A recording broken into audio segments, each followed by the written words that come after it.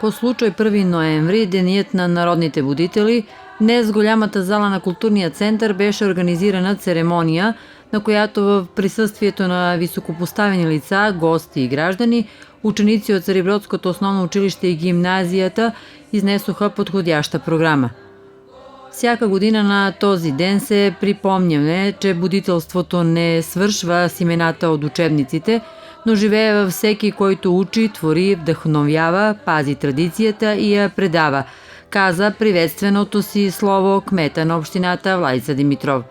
Днес отдаваме почет на тези, които събудиха народа ни от мрака на невежеството и покорството на нашите народни будители. На светите братя Кирил и Методий, на Паисий, Софроний, Левски, Ботев, на всички, които с перо, слово и дело изковаха свободата и самосъзнанието ни като народ. Този ден не е просто спомен за миналото.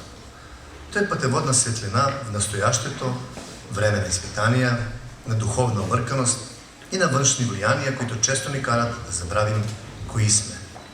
В днешния свят на бързи промени, на модерни идеологии и чужди празници, ние имаме свещен дълг да пазим своята българщина, своя език, традиции и вяра. Народните будители ни завещаха не да търсим подражание, а да пазим корена, защото без него няма бъдеще. Културата, образованието, духовността – това са оръжията, с които се браним не на бойното поле, а в душите си. От името на служителите, двете дипломатически мисии на България в Сърбия, посолството Белград и Генералното консулство в Ниш, празника на всички честити посланикът на България в Белград, неговото превъзходителство Петко Дойков.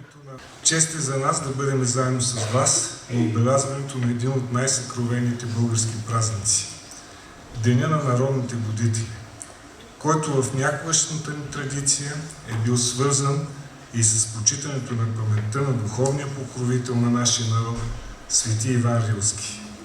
Какво обаче ще рече будители?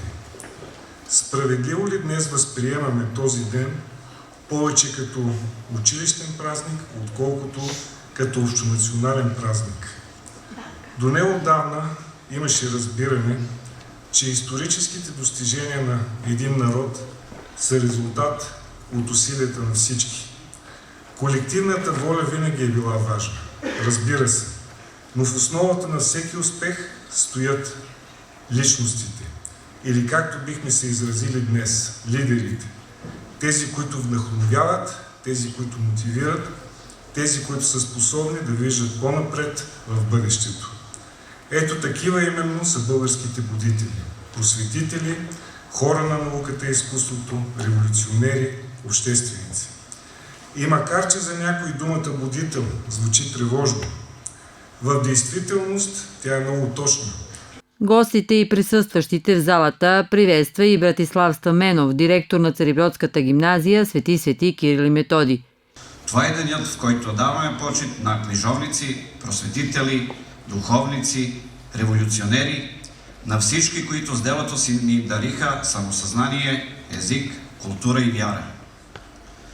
Нашата гимназия носи името на светите братя Кирил и Методий, създатели на славянската писменост, истински будители, чието принос надхвърля граници и епохи, и основното училище, носещо името на Христо Ботев, поет, революционер и символ на свободата. Те са храмове на знанието, а вие, учениците, сте наследници на онзи пламък, който гори в сърцата на будителите. Вие сте бъдещите носители на знанието, на културата, на българския дух. Бъдете любознателни, дръзки, отворени към света, но и дълбоко свързани със своите корени. Позволете ми в този миг тържествен и в този тържествен ден да изразя своята искрена благодарност към колегите от гимназия Свети Кирил и Методий. Скъпи преподаватели, благодаря ви за вашата всеотдайност, за професионализма, за търпението и за любовта, с която всеки ден изграждате не просто ученици, а личности. Нека денят на народните будители ни напомни, че истинската свобода идва чрез знание, че народ без памет е народ без бъдеще. Нека бъдем достойни наследници на онези, които ни събудиха с ум, с сърце и с дух. Честит празник на всички! Към гостите и присъстващите в залата се обърна и Милена Ставров, директор на основното училище Христо Ботев.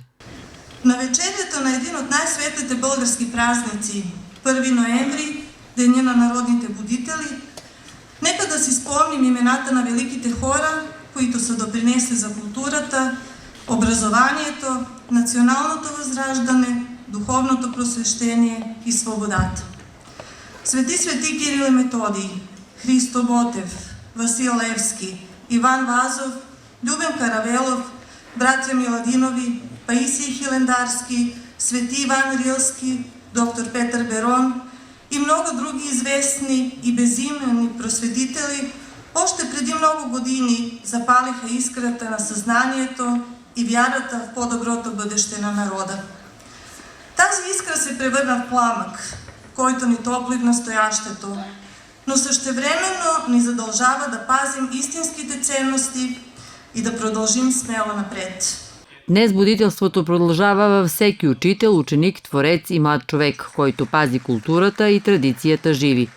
Точно за това тази година общинския пакет по случай празника беше връчен на културно-творческо дружество Цариброд за приноса му в опазването на културата и националната идентичност на българите в Сърбия, а по предложение и на колектива на радио-телевизия Цариброд. За нас тази награда значи много. Ние много награди имаме, но това е нещо специално. И бих искал името на всичките членове на нашето художествено дружество Цариброд да благодарим. И тази награда за нас означава една по-голяма задача да продължим да съхраняваме българската култура и традиция. Културно-творческото дружество Цариброд към културния център, основано е още през 1948 година, заема важен и разпознаваем сегмент в културната среда на Цариброд. От самото начало на съществуването си до наши дни, то е съхранявало и опазвало от забрава фолклора и песента на този край и на българското национално малцинство. Днес културно-творческото дружество има над 200 членове – фолклористи, музиканти, вокални солисти. Разпознаваемо е по танците и песните от този регион, но репертуарът им включва и хореографии от други фолклорни области на Република България. То е една от основните институции, която се грижи за опазването на нематериалното културно наследство на този регион и на българското национално малцинство. В рамките на тържествената програма беше показан и филм «Ритъм на живота», който се говори за носителите на тазгодишния общински плакет по случай празника за културно-творческото дружество Цариброд.